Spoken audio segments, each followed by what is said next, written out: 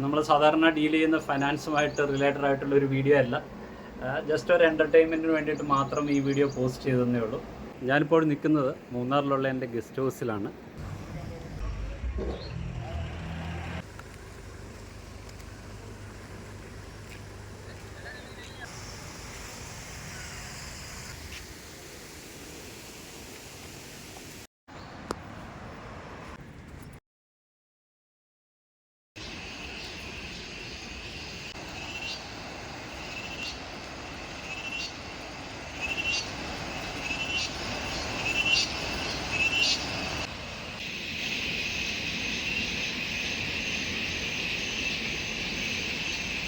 ഇവിടെ കുറച്ച് കൃഷികളൊക്കെ ചെയ്തിട്ടുണ്ട്. വാഴയുണ്ട്, മാവുണ്ട്, പ്ലാവുണ്ട്. അതേപോലെ തന്നെ കുറച്ച് ഗാർഡൻസൊക്കെ സെറ്റ് ചെയ്തുകൊണ്ടിരിക്കുകയാണ്. മാസത്തിൽ ഒരു 2 ദിവസം സാധാരണയായിട്ട് ഞാനിവിടെ വരാറുണ്ട്. ഇവിടെ വന്നിട്ട് ഇവിടെ പറമ്പിലൊക്കെ ഈ ഗാർഡനൊക്കെ നോക്കുകയും അതേപോലെ തന്നെ ചെറിയ ചെറിയ പണികളൊക്കെ ചെയ്യാറുണ്ട്. അപ്പോൾ അതൊരു മനസ്സിനൊരു സന്തോഷം. ഇനി ഗസ്റ്റ് ഹൗസിൻ്റെ പരിസരങ്ങളും അതേപോലെ തന്നെ ബ്യൂട്ടിഫുൾ ആയിട്ടുള്ള സ്ഥലമാണ്. മൂന്നാറിനടുത്തുള്ള ഒരു സ്ഥലമാണ്. ഞാൻ ഓരോന്നോരോന്നായിട്ട് നിങ്ങളെ കാണിച്ചു തരാം. ഇതാണ് എൻ്റെ ഗസ്റ്റ് ഹൗസ്. ഈ കാണുന്നതാണ് ഗസ്റ്റ് ഹൗസ്. ഇത് ഗസ്റ്റ് ഹൗസിൻ്റെ ബാൽക്കണിയിൽ നിന്നുള്ള വ്യൂ ആണ്. നോക്കുക, വളരെ ബ്യൂട്ടിഫുൾ ആയിട്ടുള്ള സ്ഥലമാണ്. റൂമിൽ നിന്ന് നോക്കുമ്പോൾ നമ്മുടെ കണ്ണിന് കുളിർമയേകുന്ന പച്ചപ്പാണ്. മലയാണ് ഇവിടെ. ഇവിടെ എല്ലാം ഈവനിങ്ങിലും കാലത്തെല്ലാം മഞ്ഞ് വരാറുണ്ട്.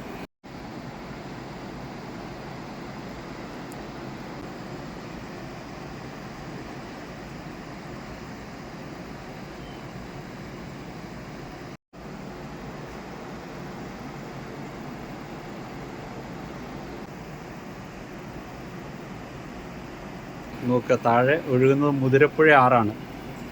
ഇത് മൂന്നാറിൽ നിന്ന് വരുന്ന ആറാണ് മുതിരപ്പുഴ ആറ്. വളരെ ഫേമസ് ആയിട്ടുള്ള ആറാണ്. കുറച്ച് കാട് പിടിച്ച് കിടക്കുകയാണ്. ഇവിടെ ഇപ്പോൾ നമ്മൾ കാട് തെളിച്ചാലും ഒരു മാസം 2 മാസം കൊണ്ട് പിന്നെ ഇതേപോലെ ആവും. ഇതിൻ്റെ ഇടയിലെല്ലാം വാഴ, ഫ്രൂട്ട്സ് അതേപോലെയുള്ള ഫലവൃക്ഷങ്ങളൊക്കെ വെച്ചിട്ടുണ്ട്. വളരെ ബ്യൂട്ടിഫുൾ ആയിട്ടുള്ള സ്ഥലമാണ്. ഇതിവിടെ നിന്നുള്ള വ്യൂ ആണ്.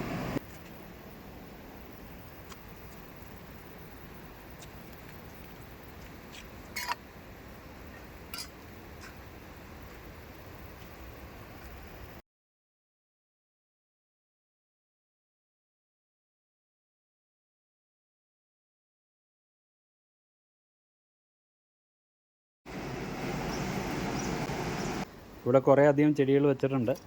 ഈ ചെടികളെല്ലാം പണി നടക്കുന്ന കാരണം ഇങ്ങോട്ട് മാറ്റി വെച്ചിരിക്കുന്നതാണ്. അപ്പോൾ അവിടുത്തെ പണിയെല്ലാം കഴിയുമ്പോൾ, ആ സ്ഥലം സെറ്റാകുമ്പോൾ ഈ ചെടികളെല്ലാം അങ്ങോട്ട് എടുത്ത് മാറ്റി വെക്കണം. ചെമ്പരത്തിയുണ്ട്, കുറേ വെറൈറ്റി പ്ലാവുകളുണ്ട് ഇതിൻ്റെ അകത്ത്. അതോടൊപ്പം തന്നെ പലതരത്തിലുള്ള ചെടികളുണ്ട്. ഇതിൻ്റെ ഏകദേശം ഒരു 30 വെറൈറ്റി ഫ്രൂട്ട്സും അതേപോലെ തന്നെ പച്ചക്കറികളുടെയും വിത്തുകൾ ഇതേപോലെ പാകി വെച്ചതാണ്. ഇതേപോലെ മുളപ്പിക്കാനായിട്ട് വെച്ചതാണ്. പക്ഷേ അതിൽ പലതും മുളച്ചിട്ടില്ല. മുളച്ച വിത്തുകൾ നമ്മൾ നട്ടെങ്കിലും അത് പ്രോപ്പറായിട്ട് വന്നിട്ടില്ല. ഈ സ്ഥലത്ത് വിവിധ തരത്തിലുള്ള ചെടികൾ വെക്കാൻ വേണ്ടിയിട്ട് റെഡിയാക്കുകയാണ്. ഇപ്പോൾ ഇവിടെ കെട്ടിയിട്ട് അവിടെ മണ്ണൊക്കെ ഇട്ട് റെഡിയാക്കിയിട്ടുണ്ട്. ഇവിടെയും കുറേ അധികം ചെടികൾ നട്ടിട്ടുണ്ട്. ഇതിൻ്റെ എല്ലാം പേരൊന്നും എനിക്കറിയില്ല. പല സ്ഥലങ്ങളിൽ നിന്ന് കളക്ട് ചെയ്തിട്ട് കൊണ്ടുവന്നിരിക്കുന്ന ചെടികളാണ്. ഞാനിപ്പോൾ നിൽക്കുന്നത് മുതിരപ്പുഴ ആറിൻ്റെ തീരത്താണ്. നമ്മുടെ ഗസ്റ്റ് ഹൗസിന് നേരെ താഴെയായിട്ടാണ് ഈ മുതിരപ്പുഴ ആറ്. നോക്കുക എത്ര ഭംഗിയായിട്ടാണ് ഈ ആറ് ഒഴുകുന്നതെന്ന്. വളരെ മനോഹരമായിട്ടുള്ളൊരു ആറാണ്. പരിസരങ്ങളെല്ലാം വളരെ ബ്യൂട്ടിഫുള്ളായിട്ടുള്ള പരിസരങ്ങളാണ്. ഇതാണ് മുതിരപ്പുഴ ആറ്. ഈ പുഴ ഒഴുകുന്നതിൻ്റെ സൗണ്ട് നമ്മുടെ ഗസ്റ്റ് ഹൗസിൽ നിന്നാലും നമുക്ക് കേൾക്കാൻ പറ്റും. എല്ലാ സമയത്തും ഇതുണ്ട്. നോക്കുക, ഇവിടെ ഒരു വാട്ടർഫാൾസ് പോലെയുണ്ട്, ഒരു വെള്ളച്ചാട്ടം പോലെയുണ്ട്. വൈകുന്നേരങ്ങളിലൊക്കെ ഇവിടെ വന്നിരുന്നു കഴിഞ്ഞാൽ വളരെ നമുക്കൊരു മനസ്സിനൊരു ഒരു കുളിർമ നൽകുന്ന ഒരു കാഴ്ച തന്നെയാണ്. ഇതിൽ ഈ വെള്ളത്തിൽ നമുക്ക് ഇറങ്ങാൻ പറ്റില്ല. ഇപ്പം കുളിക്കണമെങ്കിൽ സൈഡിൽ നമുക്ക് സ്വിമ്മിംഗ് പൂൾ പോലെ ഒരു കാര്യം ഉണ്ടാക്കിയിട്ടുണ്ട്. അപ്പോൾ അവിടെ വേണമെങ്കിൽ കുളിക്കാൻ പറ്റും. റെയിനി സീസണിൽ ഈ ആറിൽ കൂടുതൽ വെള്ളം ഉണ്ടാവും. ഏകദേശം നമ്മുടെ ആ കരയുടെ സൈഡ് വരെയും അതിൻ്റെ വെള്ളം സാധാരണയായിട്ട് വരും. വളരെ മനോഹരമായിട്ടുള്ള ഒരു കാഴ്ചയാണ്.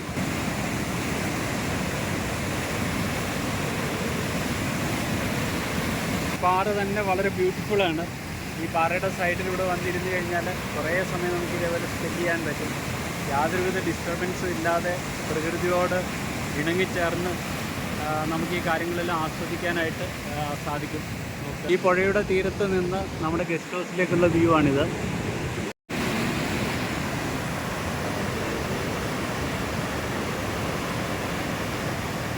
നമുക്ക് ഈ പുഴയിൽ കുളിക്കണമെങ്കിൽ ഇവിടെ സ്വിമ്മിംഗ് പൂൾ പോലെ ഒരു സ്ഥലം ശരിയാക്കിയിട്ടുണ്ട്.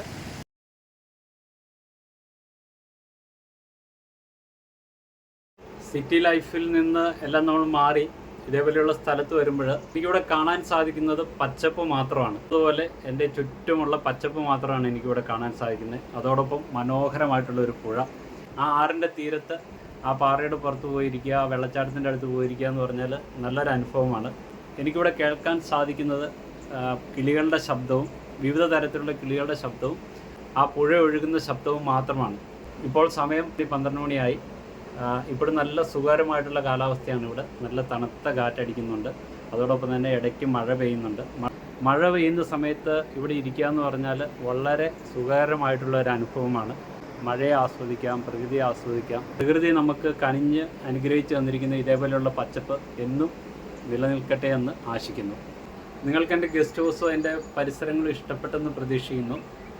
നമ്മുടെ ഗാർഡനൊക്കെ സെറ്റ് ചെയ്ത് ചെടികളൊക്കെ വളർന്ന് അല്ലെങ്കിൽ നമ്മുടെ കൃഷിയൊക്കെ നന്നായിട്ട് വരുമ്പോൾ ഇതിനെ അപ്ഡേറ്റ് ചെയ്തിട്ട് കൂടുതൽ വീഡിയോസ് ഇടാം.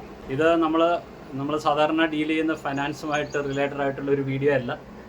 ജസ്റ്റ് ഒരു എൻ്റർടൈൻമെൻറ്റിന് വേണ്ടിയിട്ട് മാത്രം ഈ വീഡിയോ പോസ്റ്റ് ചെയ്തതേ ഉള്ളൂ. എൻ്റെ ഗസ്റ്റ് ഹൗസിൻ്റെയും അതേപോലെ ഞാൻ സെറ്റ് ചെയ്യാൻ പോകുന്ന ഗാർഡനെക്കുറിച്ചും ഞാൻ നടത്തിയിരിക്കുന്ന കൃഷികളെക്കുറിച്ചൊക്കെയുള്ള അപ്ഡേറ്റ് ഇടയ്ക്കിടാം. കോർ ഏരിയ എന്ന് പറയുന്നത് ഫൈനാൻസ്, ഇൻവെസ്റ്റ്മെൻറ്റ് റിലേറ്റഡ് ആയിട്ടുള്ള സബ്ജക്റ്റാണ്. നമ്മുടെ തിരക്ക് പിടിച്ച ജീവിതത്തിൽ മാസത്തിൽ 1-2 ദിവസം ഇതേപോലെ വളരെ ക്വയറ്റായിട്ടും അതോടൊപ്പം തന്നെ നമ്മുടെ പ്രകൃതി കനിഞ്ഞ് അനുഗ്രഹിച്ചിരിക്കുന്ന ഇതേപോലെ ബ്യൂട്ടിഫുൾ ആയിട്ടുള്ള സ്ഥലത്ത് വന്ന് 1-2 ദിവസം സമാധാനമായിട്ട് യാതൊരുവിധ ഡിസ്റ്റർബൻസും ഇല്ലാതെ താമസിക്കുക എന്ന് പറഞ്ഞു കഴിഞ്ഞാൽ നല്ലൊരു കാര്യമാണ്. നിങ്ങളും ഇതേപോലെ തന്നെ വല്ലപ്പോഴും ജീവിതത്തിൻ്റെ തിരക്കുകളിൽ നിന്നെല്ലാം മാറി 1-2 ദിവസം ഇതേപോലെ പ്രകൃതി സുന്ദരമായിട്ടുള്ള സ്ഥലങ്ങളിൽ യാതൊരുവിധ ഡിസ്റ്റർബൻസും അതോടൊപ്പം തന്നെ സിറ്റിയിൽ നിന്നുള്ള ഡിസ്റ്റർബൻസ്, വണ്ടിയുടെ പുക, പൊടി ഇതേപോലെയുള്ള കാര്യങ്ങളിൽ നിന്നെല്ലാം മാറി നിന്ന് 1-2 ദിവസം ഇങ്ങനെ സ്പെൻഡ് ചെയ്യുന്നത് നല്ലതാണ്. അടുത്ത വീഡിയോയിൽ കാണുന്നവരെയും നന്ദി, നമസ്കാരം.